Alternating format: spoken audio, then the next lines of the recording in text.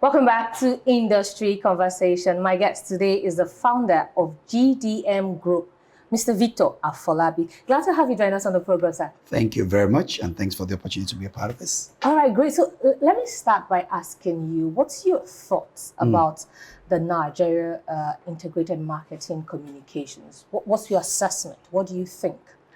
Yeah, again, being in the industry close to 15 years, I think the industry has evolved a bit. I think its impact is highly underreported. I think its impact to a large extent has not been quite properly scoped.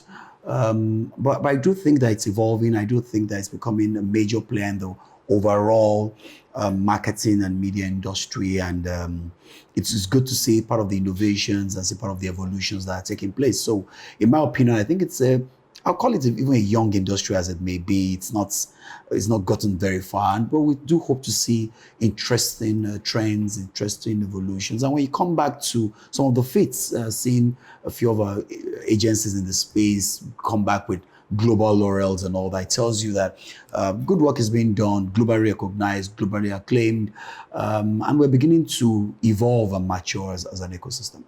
That's great to know. Okay, so let's narrow down your thoughts to the experiential marketing industry. Yeah. Now, I know that that industry is highly competitive.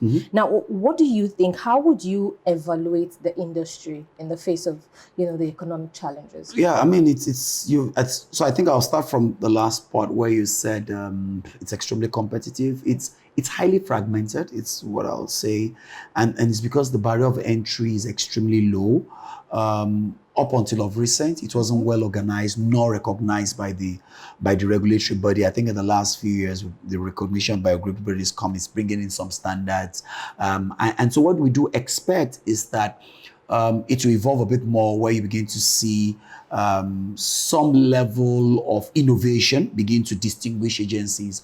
It will be able to separate and value and respect the kind of quality of work that has been produced, which has not been the case before now. So the case before now, it's been an all-comers affair, to a large extent close to zero in terms of professionalism, and but these things are changing, and again, it's beginning to attract a crop of people who we think should ordinarily be there. So we're seeing people who before now it was just people who had been in the industry, who had who had worked on rigs and all that. There were not so much intellectual prowess and capacity being brought to bear, but things are evolving, and we're new entrants bringing so much dynamism, challenging status quo, and that's what we think will bring the innovation we expect. Great. So we're still staying on the assessment of the industry generally. So there's been a lot of uncertainty surrounding foreign exchange. Now, how would you assess the general macro and micro economic indices vis-a-vis, development and growth of the brand management sector? Yeah, so let's start from what brand management sector. So the brand management sector is usually being done, or brands are being built by organizations that are mature, that are established, that understand what it means to build brands. Okay, so let's start from there. Now, the companies that build the brands, to a large extent, 60% of them, if not more, are global multinationals and quite established. And you have the 40% of them who are local, evolving, and companies that are getting established. And so when you look at this crop of people who understand the reason to build brands, who understand the reason why you need to bring in professionals to help you build brands, to a large extent, they're very much exposed or connected to the global macroeconomic environment. And so when you talk about what's being impacted with the FX, it's not just the FX, it's inflation, it's just general headwinds that has pervaded the landscape. It's had its own fair share of creating challenges for the brand management ecosystem, like you said, because again, when the brands struggle with cost pressures, which means that from the cost pressures, it narrows down, it thinks down profit, because there's a limit based on the elasticity of your product. There's a limit to which you can keep doing price increases. I mean, look at what's happened the last 2-3 months. Then it went up to 1,900 thereabout, and people priced as such. Then it came back to 1,000 naira. Then you do reduce all your price. Then now you're back. So you found out that there's some level of cost absorption that brand owners need to take. And when they do those cost absorptions, because you cannot continue to increase prices indefinitely, disposable income is also a challenge, they'll begin to look for how to mitigate costs. Unfortunately, where cost mitigation usually starts are in areas that are not directly related to the numbers, or their activities are not directly related to the volumes or achievement of sales. And that's where brand management sits. So up until now, which again, I'm a big advocate of marketing analytics because it tells you what exactly the things you're doing and how it's measurable, which we don't find too many of those professionals around. You find out that that's part of the places where the budgets get cut the most. So when you ask the impact, yes, it's a lot of shaving of budgets. It's a lot of, is it a nice to have or a must have? And for many organizations, brand building has become a nice to have in the midst of survival. They are all trying to survive, stay in the business, stay competitive. So it's had its impact. And so in the putting together the whole brand management ecosystem itself, we've had our fair share because the patrons themselves are going through very difficult times. So when you look to know how you're doing is to look at your customer's customer.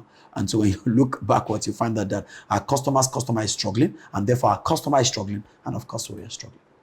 Great. Okay, so I've heard a lot of experts say that first quarter of 2024 was maybe challenging. Some say that, but what do you think? How would you assess the first quarter of 2024 for the industry, actually? Yeah, it was filled with uncertainties, okay? And again, depending on how long you've been, uncertainties because challenges, and I think in the last 15 years we've been around, we've seen quite a number of uncertainties. 5 years ago was just 2020, and there was some uncertainty when we were locking down by February 2020 or 22 and March, and we had no clue what the country or the world was going to look like. And direct marketing, experiential, whatever it is, touch, became dead. It was 0 billion. So again, when I assess it, it's been very tough for the consumer.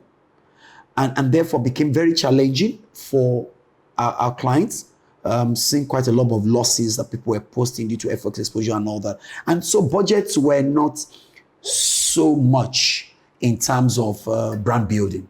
And so I would say it was a subdued quarter. I do not think it was all in itself very disastrous because, again, it's a function of where you play now, many verticals. But it was a subdued quarter.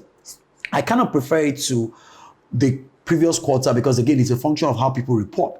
So the way we report is we do quarter to quarter growth, but we also do quarter to preceding quarter growth. So when you look at that quarter and you compare yourself to Q1 of 2023, people seem to have forgotten that there was a cashless book, because there was a cash issues.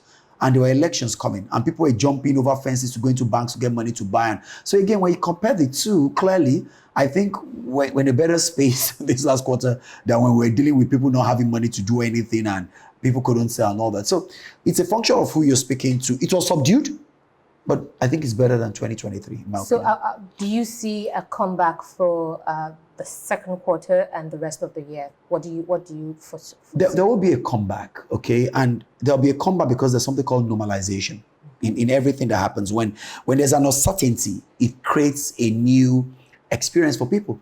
People get to settle down. Look, let's go back a bit.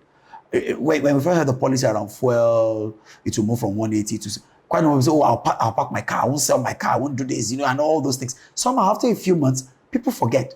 You normalize, things just go on. I mean, the things you can't do, you chalk off the things you can do. So again, it's the same thing. It's human nature. We get used to it, okay? Not because we should get used to things that are not okay or things being bad, but the world has come to get used to being VUCA, which is very volatile, uncertain, and all that. Brands need to report their global performances, okay? You had election last year, okay, so what's happening this year? Inflation, it's global. So I think the brands will be under pressure to perform.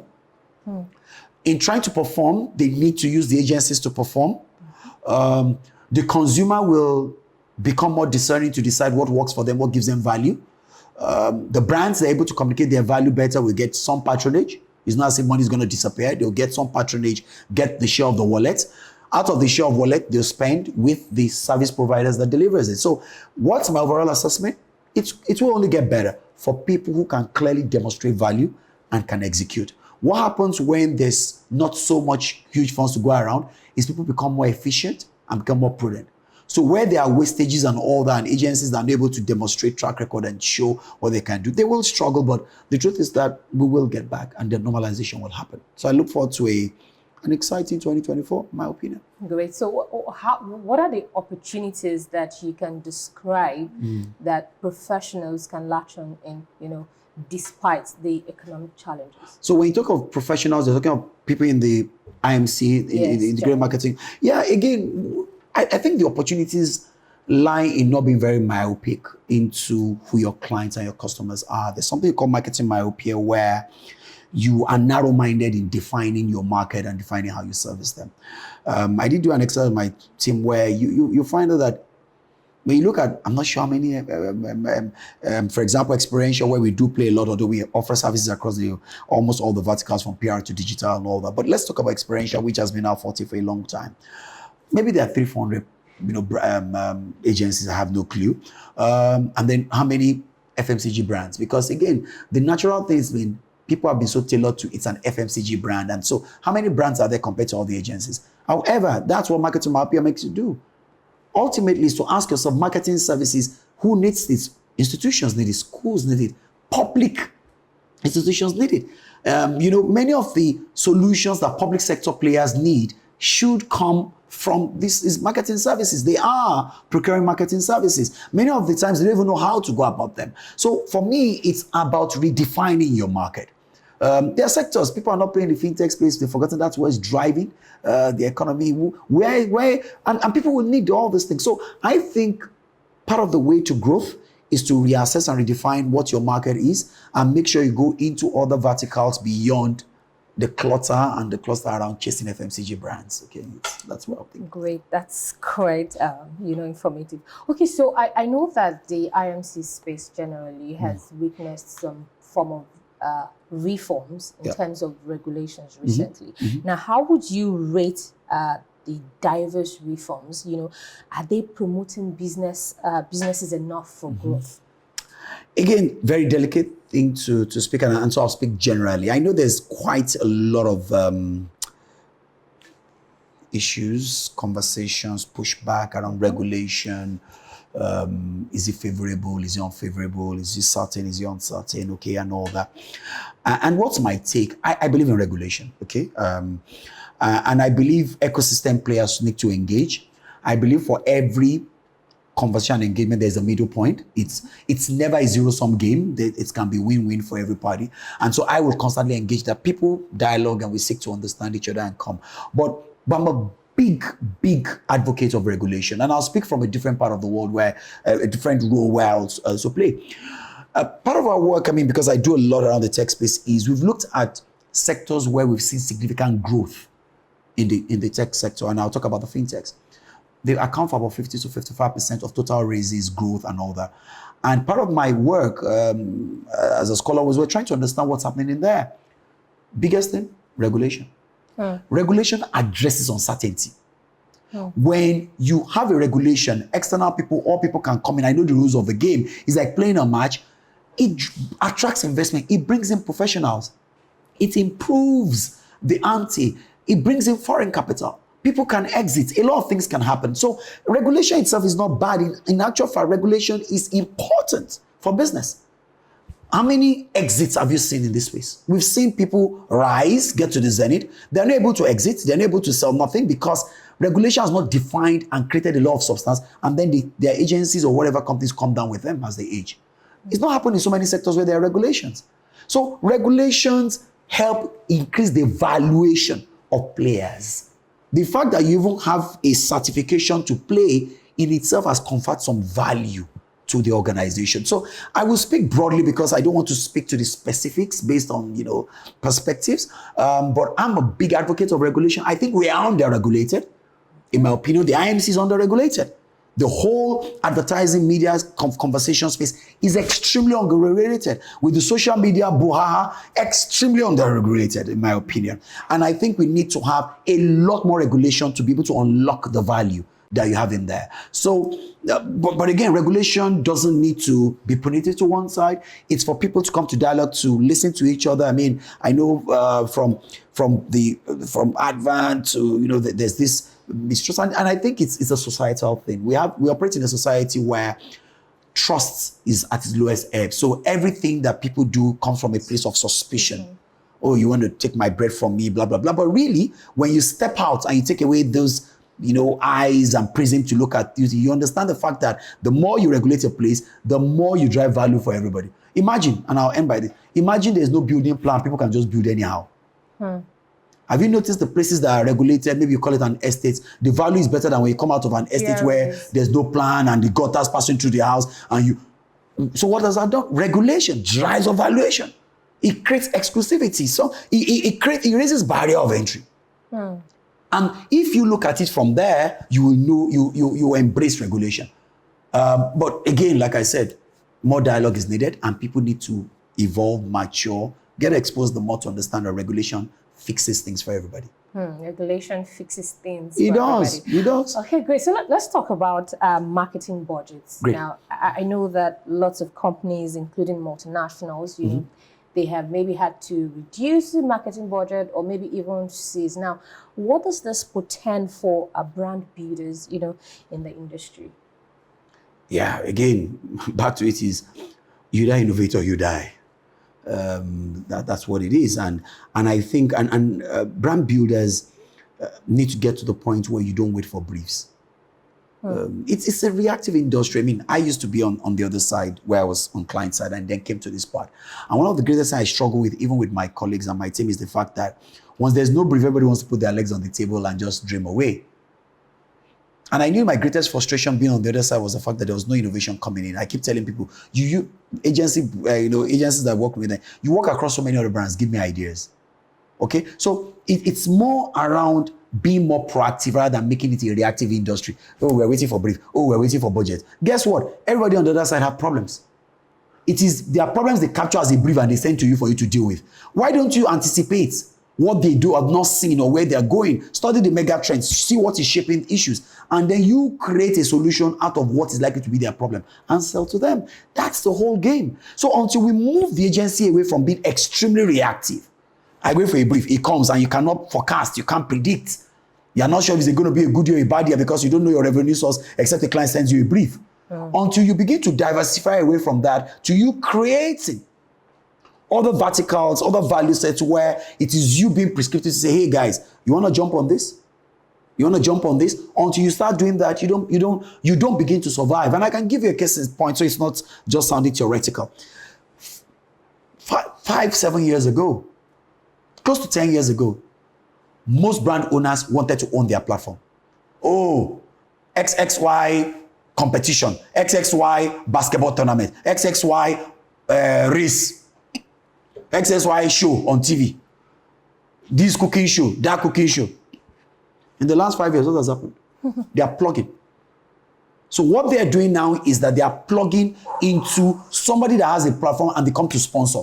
Whether you are doing something on a reality TV show that people are watching and baffing or whatever really it is, brands are throwing all the funds in there because it's no longer strategy for them to own the platforms and go through creating, managing, and then getting people. But if you have been able to grow a platform and they are eyeballs, they want to plug into that. Trust me, for some of those platforms, what they pay for that, I mean, the amount those platforms earn is much more than some annual turnovers of some agencies with all their clients put together. So why not begin to think to say, hey, what does this brand finally want? Can I create it and ask them to come and partner into it? Again, it's about rethinking how you want to do the business. If not, if you don't innovate, then it's what it is. I don't even know what to say to that. Okay, well, earlier you talked about regulation. Our regulation is key, and some of the reforms that have taken place in the industry. Now, some industry experts have suggested that the impact of these various reforms is responsible for the pause on marketing ad spend. Like, do you agree with that? I fully disagree. So what are the regulations really? Don't shoot a brief. If you want to shoot model, you shoot from Nigeria. How many TV shots are we having? You want to do a pitch. I mean, many of these regulations are not being adhered to. I mean, let's be factual, okay? You want to do a pitch. You tell people to pay for a pitching fee. I'm not sure who does pay for a pitching fee right now. I don't know, okay? But the question is, I've been on the other side. They're not they're not big enough for me when I need solutions to my brand, okay? I do not think that it is. I do think people who are taking that line of thought, I won't use the word mischief, just dance into the gallery. When brands have needs, when brands need to grow their numbers and build their equity, they will. Again, it's about lack of creativity, okay? If, for example, you choose, and again, it comes from somewhere big.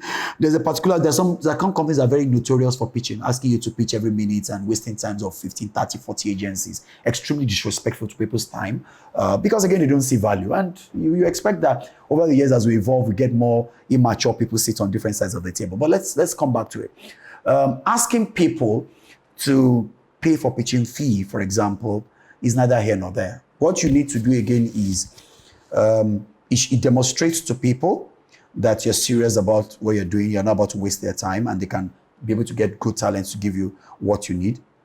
But you also be able to do the work to decide if you're a big brand, what are the kind of organizations you want to select in, okay, that you want to come in. For some people, you can say, okay, I'm going to turn it into your next fee or whatever. It's also a way to weed. Regulation is about weeding. It's about who stays where, who, and there are ways companies can go about that in such a way that it doesn't create as much acrimony. Because when you look at the very mundane things, I think we've focused on the mundane and forgotten the big picture. And for me, the big picture is foreign investments, exits, selling businesses. Any business that you cannot sell, finally is not a business. You might not have. It's not an asset because there must be transfer of ownership. How many exits? I keep saying it because, again, that's part of what my biggest part. How many exits have you seen?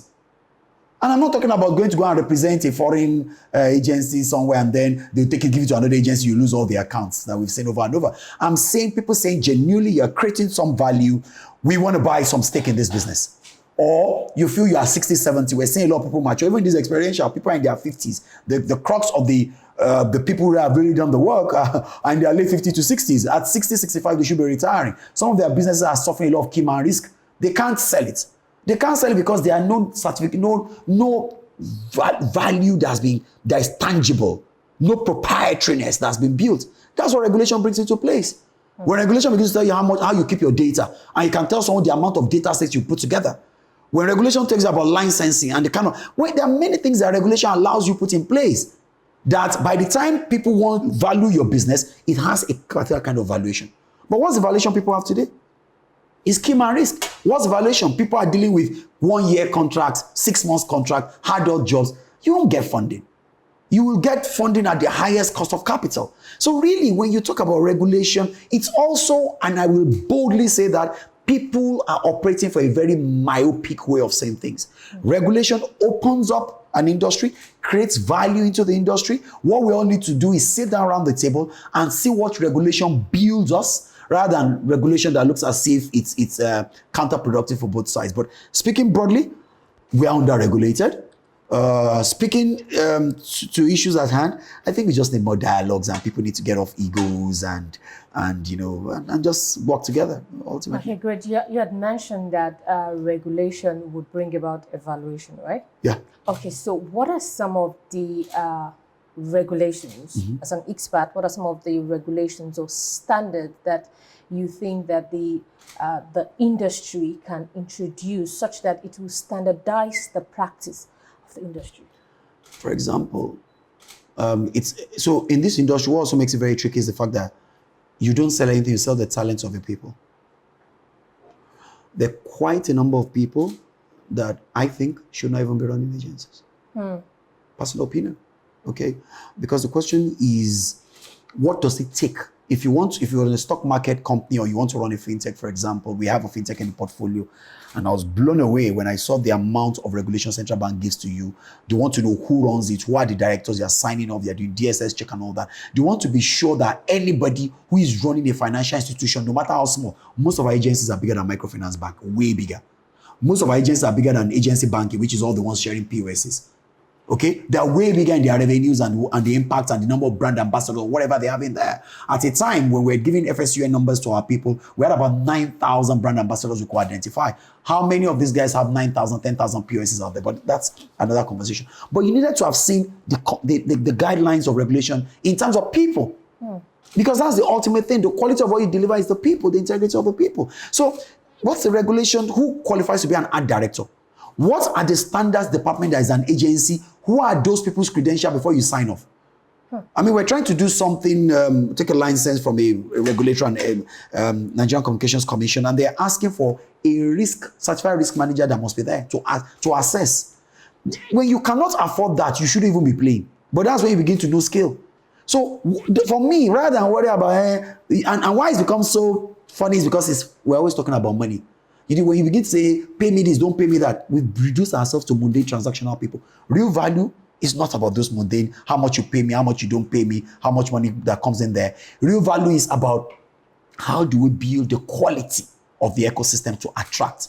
So speaking to it, I will have looked forward to more around the quality of people that can run agencies, that can run departments in agencies, the processes of agencies.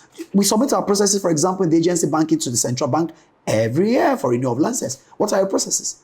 What are you? So when you see some of those things done in some of those sectors, it makes you understand why quality works. And so I will start, thinking on my feet, I will say I like to see a lot of regulation around people. Not just anybody waking up and then you go to a company because, and you see a lot of other funny things happening where there's the people inside that have the people outside who's running the agency and all this, because you don't know who the agency is, you just see someone who has no clue and then comes and says, so, and that's why there's a lot of charlatans in the ecosystem, and it affects the overall perception. So cleaning happens. Why are they consolidating the banks? We want big banks. Why are we not screaming regulation in there? So let's take the conversation away from how much you pay me for pitching fee or age. It's important, okay, to keep people in business. But let's layer it to a lot more value creating, ecosystem building things. This little part around transactional conversations that is creating the bad blood will naturally resolve easily. Wow, that was a lot. Okay, so let's come down to GDM. Okay, good. Now, tell us, what is the expansion and penetration of GDM? Are there any plans to expand? Yeah. So again, what have we done? So again, GDM in itself, flagship. People know it as an experiential agency. Mm-hmm. The GDM group in itself, what we're doing as an experiential, because again, there are a few things that caps your growth, and we've seen exponential growth being modest. Okay, we've seen exponential growth, but you hit a place where you hit a barrier where for you to grow, you'll see yourself having to want to work with competing brands, which is an ethical issue, and you're going to have big issues, and so you get capped, and those are part of the things around regulation that you need to unlock. It becomes very difficult for you to get to a level because almost all the companies are innovating around the same line. Do you understand? You'll be shocked that you see a company that is into alcoholic beverages begin to do carbonated soft drinks. A company that is in carbonated soft drinks begin to go into seasoning. A company that is doing drinks is going to home care. Now, but you used to work for home care brands. Do you get the confusion? So, you're working with this company, you're very happy, they're doing drinks. Next thing they tell you they are launching a home care, and you already have an home care category. Or they launch it to so that becomes a big issue that agencies, you are capped naturally. And we've seen that over the years. And so what we have done is also, a few people talked a lot about expansion, geographical expansion, which we've done some, we still do some. Geographical expansion, you weigh your Pareto's principle to ask yourself, how much value does it bring in? Have you sweated the market? But to end from a strategic point for us, what we've done is to look at what we call adjacencies. Adjacencies means, what are my economies of scope? This client I'm selling this to, what else can I sell to them apart from experiential? It's called your economies of scope. So today, we're testing out big time an e-commerce platform. Because most of our clients are struggling with sales, pushing out in channels, e-commerce platform is coming in. I told you that we've had agency banking coming. People are saying agency, because I've seen how much you're able to offer from agency banking, loyalty rewards, consumer promotions, collections. There are a lot of collections that happens around the work we do. And we've seen that agency banking brings value into it. So what you need to do are, what are your adjacencies that currently you are buying, but if you bring it in, it makes your pie bigger. And that's been our own growth trajectory. 2017, we started powering this conversation around data, gathering data, enumeration, and we did some huge huge amount of progress between 2017 and 2020, national, sub-national, because of just that competence. We went into getting platforms that allows do enumeration, that allows do data capture, process loans and all that. And we did some huge things. So for me, it's more about what are my adjacencies. It can't just be this thing. What are the related things? And again, let's talk about marketing edge and adjacencies. And you've seen, it's not just we staying at, I've been in the marketing space going to two decades. I knew it was just a magazine that came out quarterly. Now I'm seeing outdoors, I'm seeing things on TV. It's created opportunities, adjacencies, because if somebody will clarify, they'll still say that, oh, you're a publisher of magazine. Excuse me? You're becoming a media house. That's correct. And that's adjacencies. You're becoming a media house. So that's the only way. What you are doing is what you need to teach people in the IMC space. To say you can't stay. You're beginning to do platforms where you're running conferences, you're doing awards. Those are adjacencies. So you find that when people come in, it's not just your ability to write journalism anymore, which was the skill set you needed 10 years ago. You were recruiting only journalists. But now you're not doing journalists anymore. You're doing people who are doing content, who can do programs, who can do projects, it's adjacencies. If people don't evolve in that way, you only be complaining. Wow. I wanted to use example to simplify, so it's not just... It makes a lot of sense, honestly. It makes a lot of sense. Okay, so let's talk about MacArc. Oh, great. Thank you. Now, so what inspired the launch of MacArc? And how was it for you, to have over 500 people gathered, to participate, in the registration, to participate in MacArc? How was it? And tell us. Yeah, so maybe the first launch 2 years ago was 500. Last year, 1,038 entries. And what led to MacArc? I think one of the things that helps people is the fact that you look at adjacent industries to your industry. And I started my journey into technology in 2017. I just wanted, it started first with data, taking data courses, understanding how data was going to disrupt. I wanted to know what this whole technology thing was about. In 2019, we opened a technology hub, a co-innovation center. And again, opened us to a new world of possibilities. And I began to see how technology was shaping and redefining some ecosystems. And I looked back to where I had built credibility for going to 2 decades. And I saw that we're not having so much technology adoption in there. We're not being disrupted. Things were just same of the same. If I look back to what I'd done 10, 15 years ago, nothing seemed to change. And therefore, it was out of that hunger to say, hey guys, let's not sleep. Because every time disruption comes, they take away bread from the people's table, that. And so my initiative was my give back to the ecosystem. It's not so much about me. You hardly see me on a poster or a billboard. I'm not that kind of person. Really, it's more about an ecosystem initiative to give back, where people see that we need to look for technology. We need to adopt technology. Rather than those technology people innovating to displace us, can we bring them in? Let us co-create. Like I said, it's co-creating the ecosystem of our dreams, because when they come, you will find that we will relevance. And I've seen so many places where disruption has happened. The yellow taxi people are not here anymore because e-mobility people have taken it over from them. They are not here anymore. Okay, we've seen what fintechs have done to the banks. They've taken most of their lunch away until... So you continue to see those disruptions happen in so many... You've seen what's happened to the restaurants and food delivery industries, and you've seen what's happened to a traditional restaurant person that if you are not plugging in and they are making the money, their value chain. So there's a lot of technology used to disrupt established industries. This industry is established. If we don't begin to discuss it before it happens to us, because when you discuss, you begin to have an idea of what people are doing at the corner of their houses. If you are not already discussing it, it will hit us. See what's happened to even the normal TV industry or radio industry. Who is spending so much on traditional media? Who is reading the newspaper? Which CEO, when you can get on your phone and you read like 15 papers because you've seen the e-copy. But guess what? There's some people whose jobs and whose ecosystem got wiped out. I don't get it. So it's the same thing that drove us to say 3 years ago, nah. We've seen things happen in different agencies and different ecosystems because of our work in the tech space. We need to begin to look in here. So again, it's my way of giving back. That's the CSR, giving back to the ecosystem, where we want to give back a budget, give back a bit of our time to let there be conversations in the ecosystem. It's not about agency or client. We bring people from agency, from client, from everywhere, from regulators. Come talk about how technology impacts us. And from there, you talk about regulation, you talk about all that. Initially, it was hackathon, where we're looking for just ideas. But feedback we got last year is, look, it's not just about ideas. People want to talk about it. What's happening? Let's share trends. What's the streaming platform? How does the streaming platform happen to us? Where should I put my budgets? You're a young marketing person. You need to know where the budgets are going. Is it the same outdoor and TV that you've been hearing about? What are the trends? What is generative AI?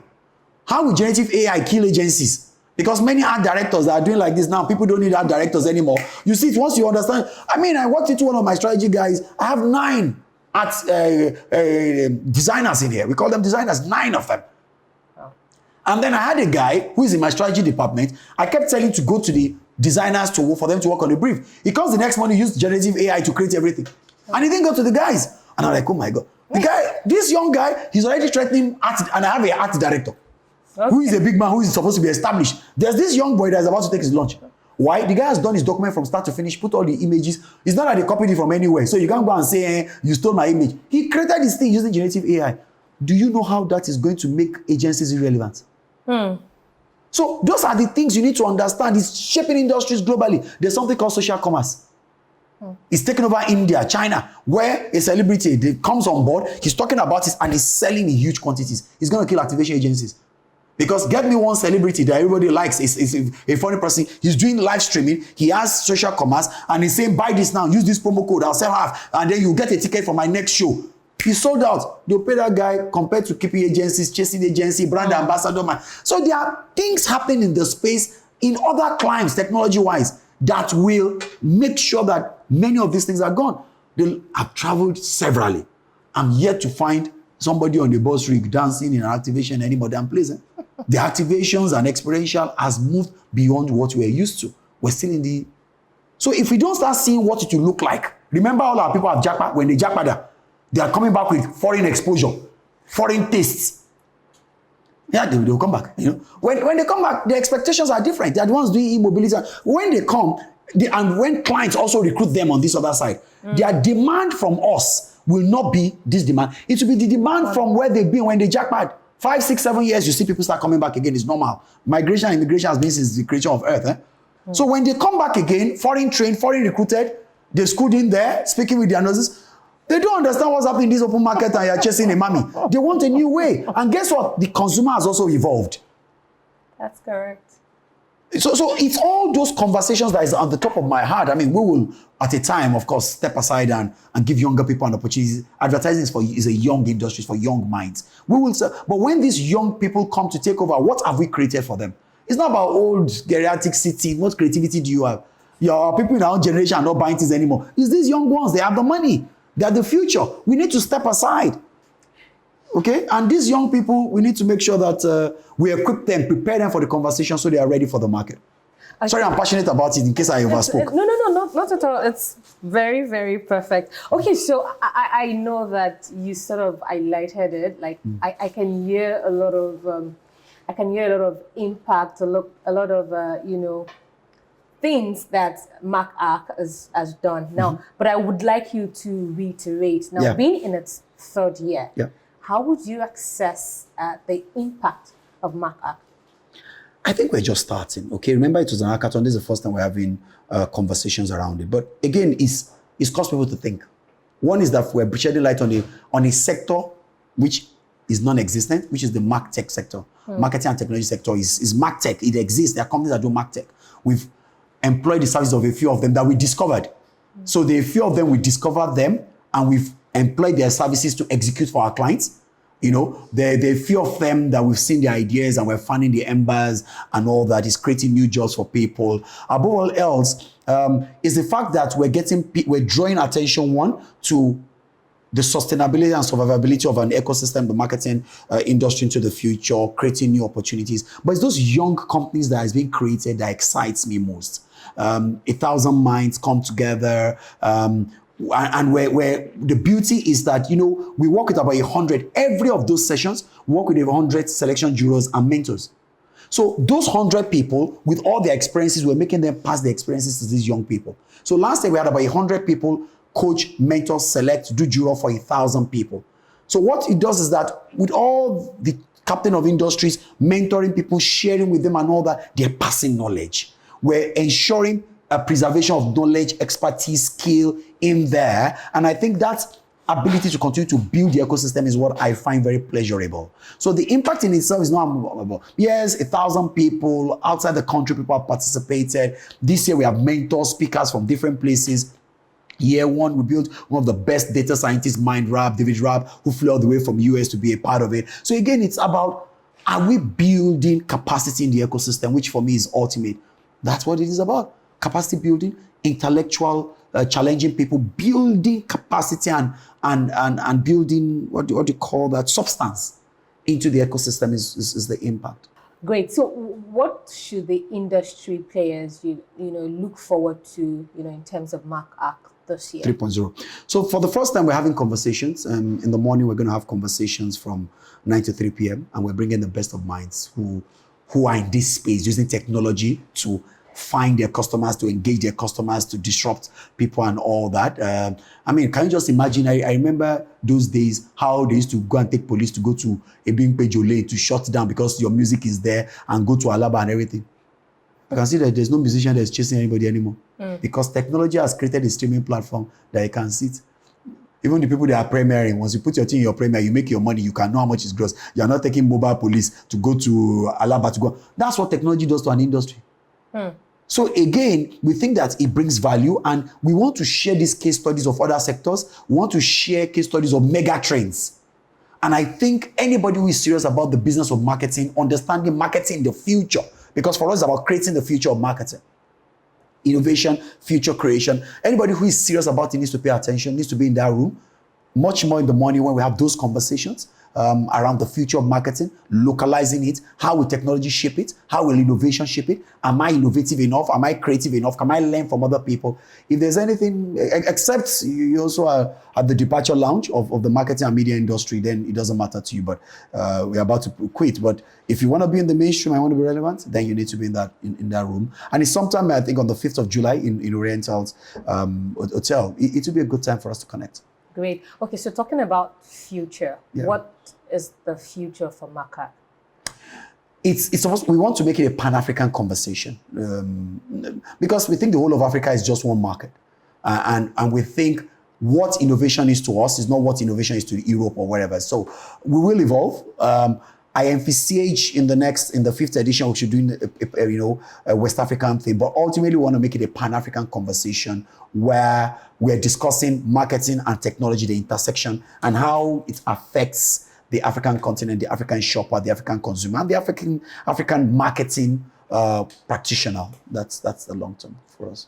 Okay, great. So I know that GDM used to have a master class marketing innovation platform. Yes. Now, what happened to that platform? Are you still leveraging that? Yes, we ran a master class. We ran about 2 or 3 master classes, but we stopped when we wanted to run our 3rd master class, and I'll tell you why.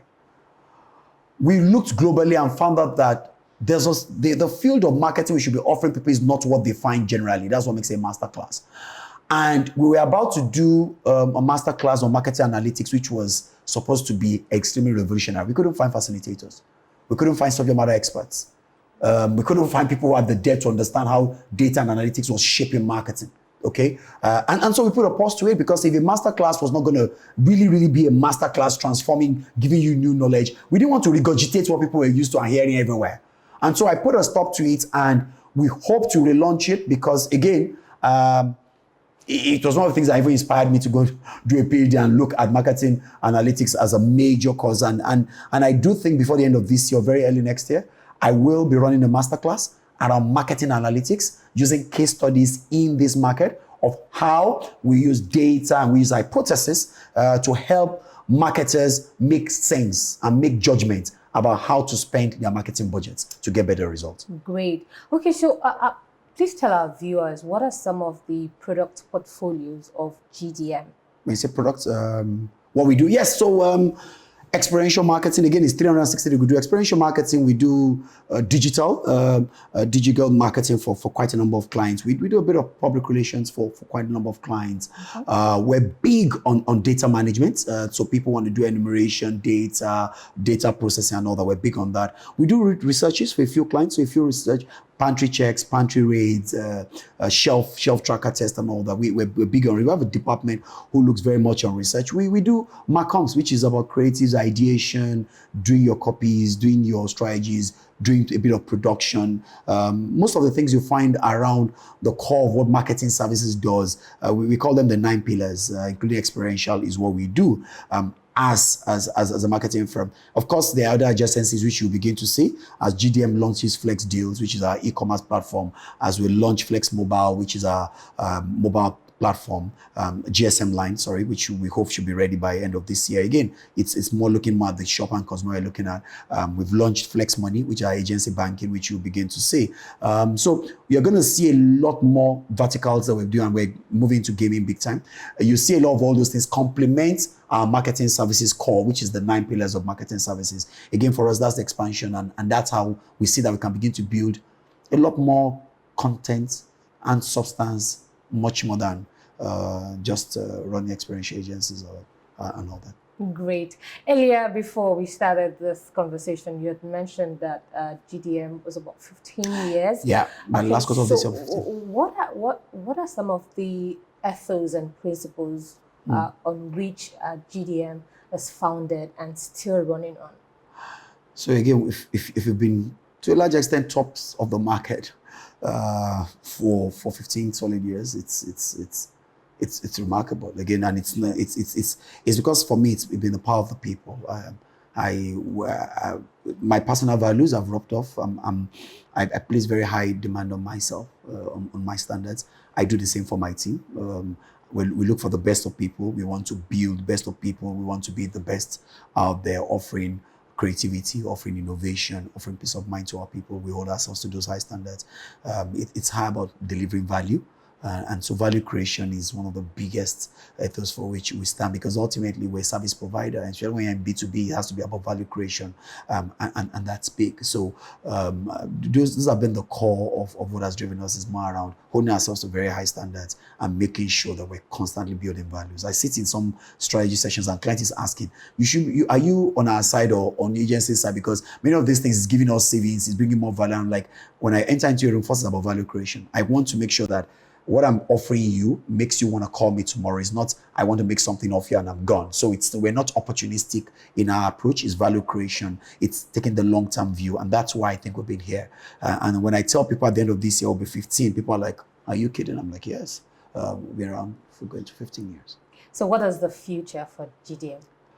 So we're already innovating the future, and that's why we've moved away from marketing services to making sure that we bring the complements and adjacencies into it. By December, it's maybe we will not just be a marketing services firm. When we lock in banking services, when we launch in e-commerce services, when we launch in other things, you will see the new evolution of who we are. Because one thing you will take away is that we'll become the subject matter expert at the last mile with the consumer. So when we take any brand or anybody to the last mile, everything that the person at the last mile needs is what they will find for their lives, for their livelihood. So it's more around solving the intersection of what happens to the shopper, the consumer, the web server, the consumer at the last mile. What are all the services they need? And those are the things that we will be offering to them and in terms of our scope. So it's going to be a lot more around extension and economies of scope, much more than economies of scale and trying to bring in more clients. Great. Okay, so as we draw the curtain on this great show, tell us, who is Victor Afolabi? Oh, interesting. Again, I don't know. So I think I'm more of a background person. I like to be on the background. I am 100%. Quite a number of people know the company much more than myself, which I find quite nice. I walk into a place, I did remember about 2-3 months ago, I walked into a place and they had asked for the CEO of the organization. So I showed up. So they said, no, it's not you. I mean, we're looking for the CEO. I said, I happen to be the CEO, okay? So the person says, but you look unassuming. I said, that's the whole point. So I think I'm more of a behind the scene person. I like to execute from behind. Victor Afolabi is a trained pharmacist. Okay, that's one thing people also don't know, that I come from the medical field. And then I had my stint moving, did a master's in psychology, consumer psychology, went into brand management with some multinationals and did some great work. Went in there to run the master's where I came into contact first with technology and data outside the country, Manchester Business School. I got back. And to a large extent, I run a diversified portfolio, which GDM itself that we're talking about today sits under the Wholesome Holdings Group. Wholesome Holdings Group has about 14 entities in it because now I've evolved more into a portfolio management person. It's a venture studio where we have different sectors of organizations, a couple of MDs, renewable, and then I oversee that. Because again, I'm very restless, so I enjoy to create organizations, and so that's what I do. I'm a lover of knowledge. I'm a final year PhD student, and so I'm rounding up my PhD sometime in a few months. And I do hope the knowledge will be able to help bring value to the ecosystem, but much more take me back to the classroom where I think I belong. So I'm working my way there. And so when you talk about the master classes, you begin to see a lot more me create that, as I ultimately am sure that I look forward to retiring back into the classroom where we share the knowledge of what we have with the people. But Victor is just someone who loves to have fun, create value, and be a behind the scenes person. So I guess maybe the next time you be on the program, we would have to refer to you as Dr. Victor Afolabi. Well, maybe not the title. The most important part is I want to get back into the classroom and teach people about marketing and the things we've done. Okay, great. So just before I let you go, what are some of the professional philosophies that you have held there in your career trajectory? That has helped you and that you think can help players in the industry? Two things. Execution is the best of all strategies. Execution. Just execute. Just do it. Just execute. Okay? And the second philosophy for me is think long term. Think long term. If you don't think long term about the things you do, you're likely going to make very weak decisions. When you think long term, think 5 years, think 10 years, where do I want to be? You're most likely going to be able to make qualitative decisions, and all that. But above all else, Nigeria, Africa, so many places, people overtalk and underperform. Execution is what distinguishes successful people with results, from people who don't execute. So, and that's one thing in this organization. You either deliver or there's no space for you. Execution cannot be compromised. No matter in any field in life, execute. Okay. And for me, those are my professional philosophies. Execution. I'm thinking long-term thinking. Long-term. It's been an absolute joy speaking with you on the program. Thank you so much. Thank you for the time. All right, great. And that's the much we can take on this week's episode of Marketing Edge on TV. Join us same time next week for another informative episode. I am Oluwabukola Omoni. Bye for now.